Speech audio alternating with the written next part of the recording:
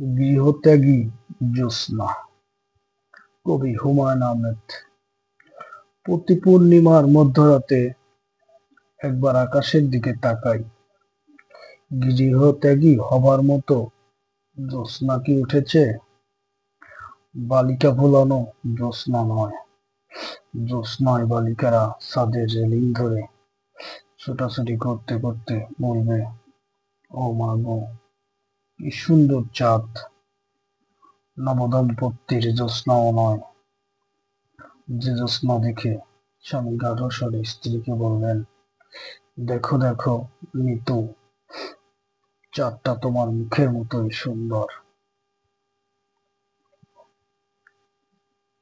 কাজলা দিদির স্যাঁতসেঁতে জ্যোৎস্না নয়, যে জ্যোৎস্না বার্ষি স্মৃতিপূর্ণ ডাস্টবিন উল্টে দেয় আকাশে। কবির জ্যোৎস্না নয়, যে জ্যোৎস্না দেখে কবি বলবেন, কি আশ্চর্য রূপার থালার মতো চাঁদ। আমি সিদ্ধার্থের মতো গৃহত্যাগী জ্যোৎস্নার জন্য বসে আছি, যে জ্যোৎস্না দেখা মাত্র গৃহের সমস্ত দরজা খুলে যাবে, ঘরের ভেতর ঢুকে পড়বে বিস্তৃত প্রান্তর, প্রান্তরে হাঁটবো আর হাঁটবো, পূর্ণিমার চাঁদ স্থির হয়ে থাকবে মধ্য আকাশে।